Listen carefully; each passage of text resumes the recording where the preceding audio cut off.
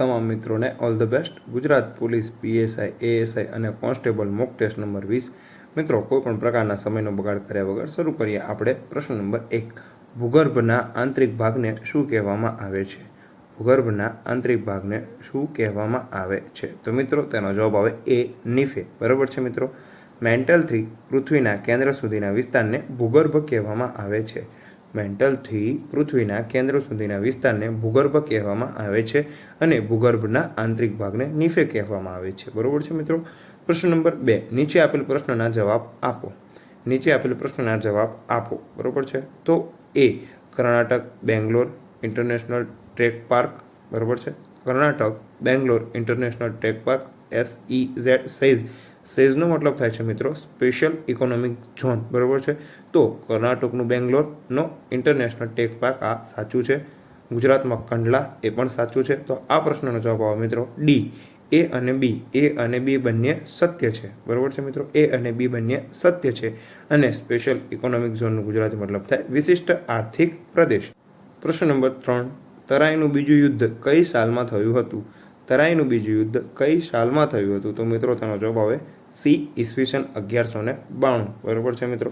સિહાબુદ્દીન ધોરી અને પૃથ્વીરાજ ચૌહાણ વચ્ચે તરાઈનું બીજું યુદ્ધ થયું હતું। ત્યારબાદ હવે આપણે જોઈએ પ્રશ્ન નંબર 4। બરાબર છે મિત્રો। એ પહેલાં જો તમને મિત્રો પ્રશ્નો પસંદ આવ્યા હોય તો અમારી ચેનલને સબસ્ક્રાઈબ જરૂરથી કરી લેજો, કારણ કે તમામ પ્રશ્નો GCERT અને NCERT બેઝ છે, તો નોટ પણ બનાવી લેવી। પ્રશ્ન નંબર 4। ઇતિહાસમાં યાદગાર એવા કેટલાક મુસાફરોમાંથી કયા મુસાફરે ભારતનો પ્રવાસ કર્યો ન હતો? ઇતિહાસમાં યાદગાર એવા કેટલાક મુસાફરોમાંથી કયા મુસાફરે ભારતનો પ્રવાસ કર્યો ન હતો તે જણાવો? તો તેનો જવાબ આવે એ, કોલંબસ। બરાબર છે મિત્રો। એ કોલંબસ। બરાબર છે મિત્રો। પ્લિની, ફાહિયાન અને વાસ્કો દ ગામા આ ત્રણે ભારતનો પ્રવાસ કર્યો હતો। પ્રશ્ન નંબર 5। કયા કિલ્લામાં અને કયા શાસક દ્વારા મયુરાસનનું સર્જન કરવામાં આવ્યું હતું?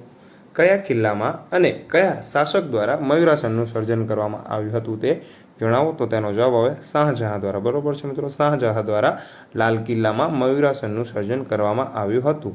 ત્યારબાદ પ્રશ્ન નંબર 6। જામનગર અને જેતપુરની કઈ સાડી વિશ્વભરમાં પ્રખ્યાત છે?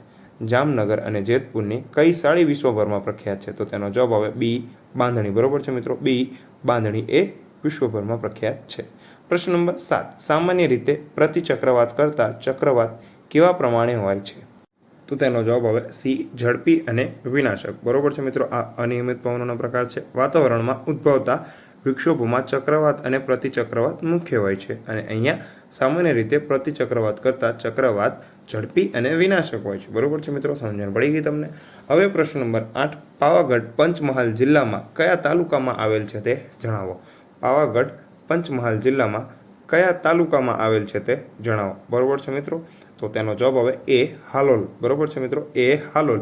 હાલોલની તળેટીમાં ચાંપાનેર વસેલું છે અને વિજય બાદ ચાંપાનેર વિજય બાદ મોહમ્મદ બેગડાએ રાજધાની ચાંપાનેરને બનાવી હતી। પ્રશ્ન નંબર 9। ઓપેક સંગઠનનું વડું મથક ક્યાં આવેલું છે? ઓપેક સંગઠનનું વડું મથક ક્યાં આવેલું છે? તો તેનો જવાબ હવે વિયેના ખાતે। બરાબર છે મિત્રો। ત્યારબાદ હવે જોઈએ પ્રશ્ન નંબર 10। અહોમ લોકો 13મી સદીમાં હાલના મ્યાનમારથી આવી ભારતના કયા વિસ્તારમાં વસ્યા હતા?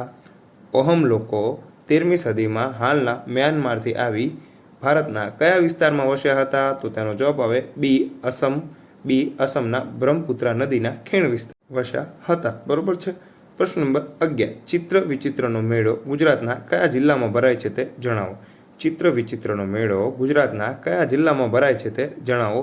તો મિત્રો અહીંયા તેનો જવાબ આવે બી, સાબરકાંઠા જિલ્લામાં। બરાબર છે મિત્રો। ચિત્ર વિચિત્રનો મેળો સાબરકાંઠા જિલ્લામાં ભરાય છે। પ્રશ્ન નંબર 12। ચાંપાનેરને કયા વર્ષે વૈશ્વિક વારસાના સ્થળોની યાદીમાં સામેલ કરવામાં આવ્યું હતું? ચાંપાનેરને કયા વર્ષે વૈશ્વિક વારસાના સ્થળોની યાદીમાં સામેલ કરવામાં આવ્યું હતું? તો મિત્રો તેનો જવાબ આવે 2004માં। બરાબર છે મિત્રો। 2004માં ચાંપાનેરને વૈશ્વિક વારસાના સ્થળમાં સામેલ કરવામાં આવ્યું હતું, એટલે કે 2004માં યુનેસ્કોમાં સામેલ કરવામાં આવ્યું હતું।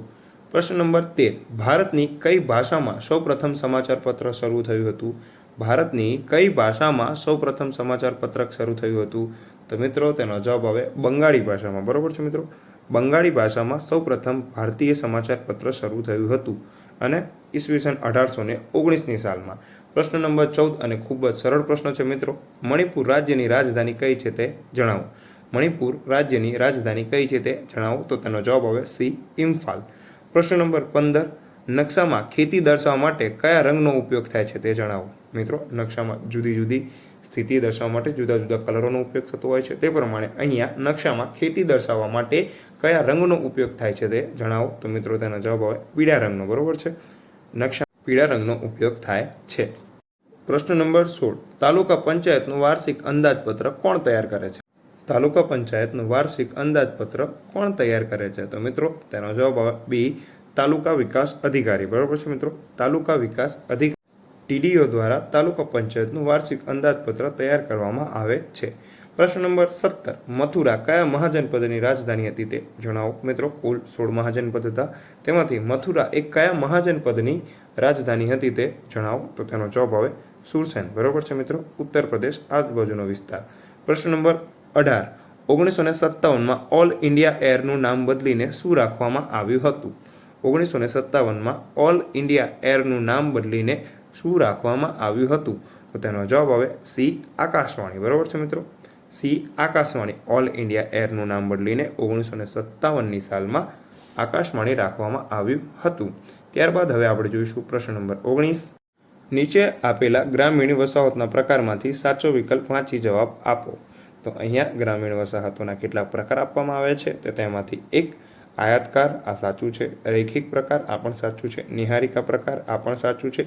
ચક્રીય પ્રકાર અને ત્રિકોણીય પ્રકાર, આ પણ સાચું છે. તો અહીંયા પ્રશ્નનો જવાબ આવે ડી, માત્ર 1, 2, 3, 4, 5, 5 5 સાચા છે. તે સિવાય તારક પ્રકાર અને ઉપચક્રીય પ્રકાર, આ પણ ગ્રામીણ વસાહતોના એક પ્રકાર છે મિત્રો.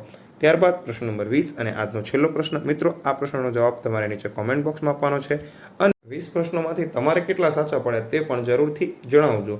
ખનિજ તેલ અને કુદરતી વાયુ એ કેવા ઉર્જા સ્ત્રોત છે તે જણાવો. ખનિજ તેલ અને કુદરતી વાયુ એ કેવા ઉર્જા સ્ત્રોત છે તે જણાવો. આવા જ બીજા વિડીયોને જોવા માટે અમારી ચેનલને સબસ્ક્રાઇબ કરો અને ગવર્મેન્ટ એક્ઝામની તૈયારી કરતા મિત્રો સાથે આપણી ચેનલને જરૂરથી શેર કરજો. જય હિન્દ, જય ભારત. આવનારી તમામ એક્ઝામ માટે મિત્રો તમને બધાને ઓલ ધ બેસ્ટ. ફરી મળીશું આવા વિડીયો સાથે. ત્યાં સુધી ઓલ ધ બેસ્ટ.